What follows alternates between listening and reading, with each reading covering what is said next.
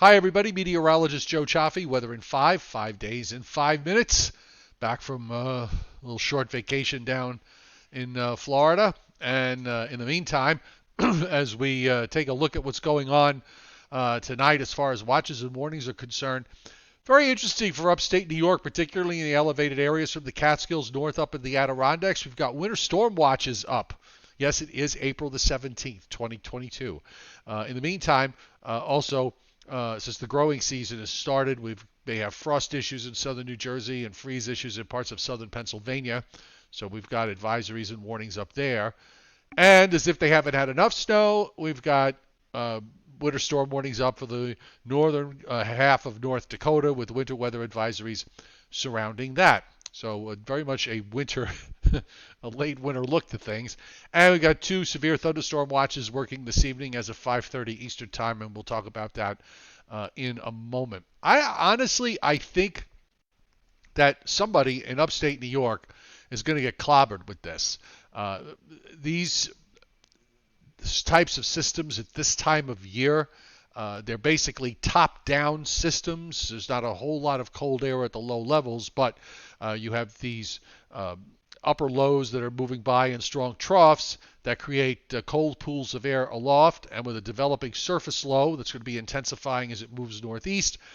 In areas from the Catskills northward, I think there could be half a foot to maybe even as much as a foot in some places west of the Hudson River and up in those elevated areas. The closest it gets to as far as the coast is parts of northern Pennsylvania.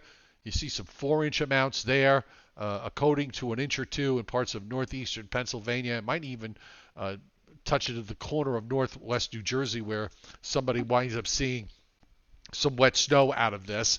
And also seeing some snow accumulation forecasts in northwest Connecticut, western Massachusetts, and southern Vermont, and on up into parts of New Hampshire and for Maine. So definitely has the flavor and the look of a mid-spring type cyclone. And we'll switch gears here for a moment. Just want to touch on the severe weather tonight. We do have severe thunderstorm watches up across parts of Texas into Louisiana. SPC's got a small area of slight risk in south central Texas and a slight to enhanced risk from southern Alabama on westward into Louisiana.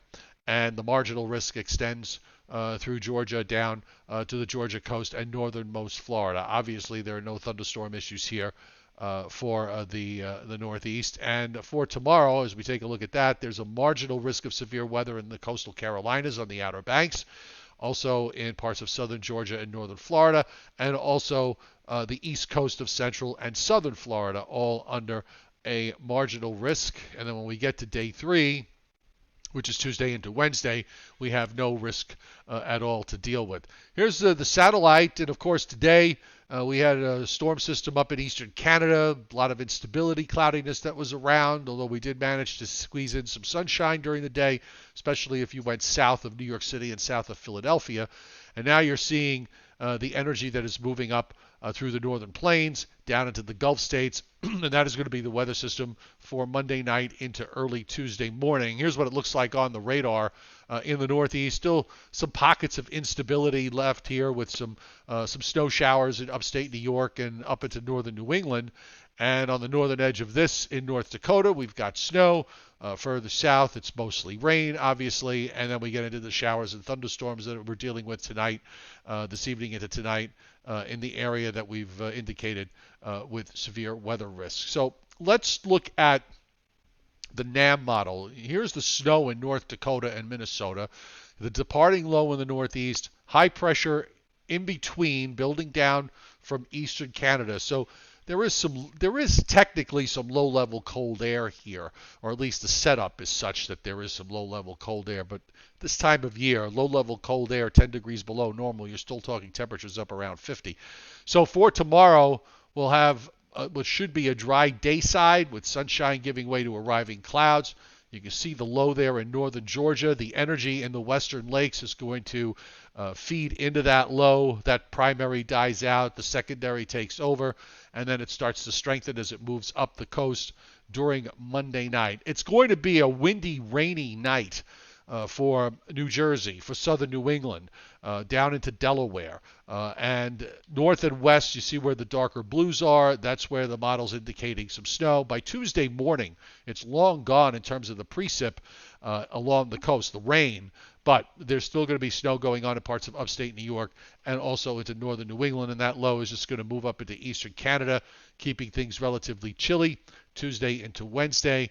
A high moves in and then moves out. And then we have another cold front that is going to be approaching. This is what it looks like on the upper air. Somewhat dynamic. You've got a very strong trough here. You see it there. I'm going to roll it back to today. It's moving across the Great Lakes. The East Coast low is pulling out. You've got that trough, and you'll see how it sharpens and deepens with that negative tilt.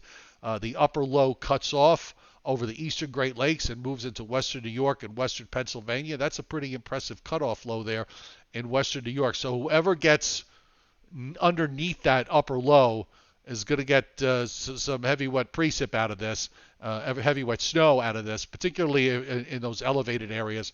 And then the upper low lifts up on into Canada. Later on in the week, we get into that ridge position for Wednesday, and then we'll wait and see what happens as far as the late week is concerned. I'll give you one other look here. We'll look at the GFS and see what that model is doing. And they're all pretty much in the same ballpark here. If this were at the end of March or even the very beginning of April, I think there would probably be a fairly good chance that we would be seeing snow along the immediate coast. But here's how the GFS handles it with that low along the North Carolina coast, moving up the coast. There are probably going to be gales along the eastern seaboard there from the Delmarva Peninsula on up into New England as that low deepens and moves northeastward and heads eventually on up into Canada. So a very interesting start to the week ahead. Again, that high is going to move out on Wednesday.